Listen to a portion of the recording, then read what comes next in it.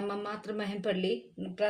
ಸುವಾರ್ತೆ ನಾನು ಹೇಳ್ಬೇಕಾದ್ರೇ ನಾನು ಯೇಸು ಸ್ವಾಮಿ ಬಂದು ನಿಂತಿರೋ ನನ್ನ ಸ್ಪಿರಿಟಲ್ಲಿ ನಾನು ನೋಡ್ತೀನಿ. ನಮ್ಮ ಜೊತೆಗೆ ಏಸಪ್ಪ ಇದ್ದಾರೆ, ನಮ್ಮ ಪ್ರಾರ್ಥನೆ ಕೇಳುವ ದೇವರಾಗಿದ್ದಾರೆ, ನಮ್ಗೆ ಉತ್ತರಿಸುವ ದೇವರಾಗಿದ್ದಾರೆ. ಅದಕ್ಕೆ ಗಲಾತ್ಯದವ್ರದಲ್ಲಿ ಹೇಳ್ತಾರೆ, ಯಾರ್ಯಾರು ಆತನ ರಾಜ್ಯದಲ್ಲಿ ಸೇರೋದಿಲ್ಲ ಅಂತ ದೇವ್ರ ವಾರ್ತೆಗಳು ಹೇಳ್ತದೆ. 5ನೇ ಅಧ್ಯಾಯದಲ್ಲಿ 19, 20, 21 ಹೇಳ್ತದೆ, ಶರೀರ ಭಾವದ ಕರ್ಮಗಳು. ಅದು ಯಾವ್ದಂದರೆ ವ್ಯಭಿಚಾರ, ವೇಸಿತನ, ಅಶುದ್ಧತನ, ಅಶುದ್ಧವಾಗಿರೋದು, ಕಾಮ, ವಿಗ್ರಹಾರಾಧನೆ, ಮಂತ್ರ ಮಾಡೋದು, ಒಬ್ಬರನ್ನೊಬ್ಬರು ನೋಡಿ ಹೊಟ್ಟೆ ಕಿಚ್ಪಡೋದು, ಮಂತ್ರ ಮಾಡೋದು, ಇದೆಲ್ಲ ದೇವ್ರ ಪ್ರಿಯ ಇಲ್ಲ. ಅದರಿಂದನೂ ಏನು ಲಾಭನೂ ಇಲ್ಲ.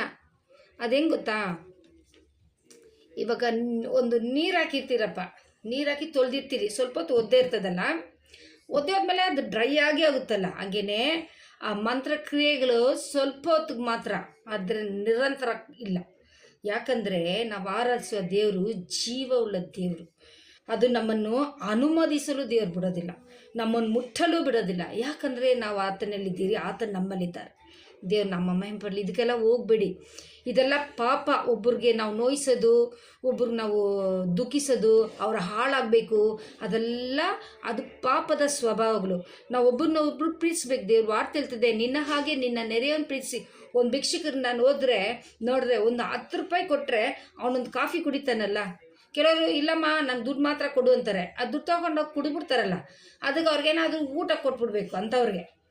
ಇಲ್ಲದ್ರೆ ಕೆಲವೊಮ್ಮೆ ಅವರು ಮನಸ್ಥಿತಿಗೆ ಮನೆ ಕೊಡೋಗೋಸನೂ ಇರ್ಬೋದು, ದೇವ್ರಿಗೆ ಗೊತ್ತು. ಬಟ್ ಅವ್ರಿಗೆ ಕೊಡುವಾಗ ಅವ್ರು ಏನು ಮಾಡ್ತಾರೆ, ಮಾಡ್ತಾರೆ ಅಂತ ನಾವು ಕ್ವಶನ್ ಕೇಳಬಾರ್ದು. ಯಾಕಂದ್ರೆ ಕೊಡೋದು ನಮ್ಮ ಧರ್ಮ, ಕೊಟ್ಬಿಡ್ಬೇಕು. ಯಾಕಂದರೆ ಆವತ್ತೂ ದೇವ್ರ ಮಕ್ಕಳೇ. ಸೊ ಅವ್ರಿಗೊಂದು ಗ್ಲಾಸ್ ಕಾಫಿ ಇಸ್ಕೊಟ್ಬಿಡಿ, ಇಲ್ಲ ಒಂದು ತಿಂಡಿ ಇಸ್ಕೊಡಿ. ಎಷ್ಟು ಜನ ನಮಗೆ ದೇವ್ರು ಕೊಟ್ಟಿದ್ದಾರೆ, ನಾವು ಹೋಗಿ ಎಲ್ಲ ಕಡೆ ಹೋಗಿ ತಿಂತೀರಿ ಮಾಡ್ತೀರಿ, ಬಟ್ ಅವ್ರಿಗೆ ದುಡಿಮೆ ಇಲ್ಲ.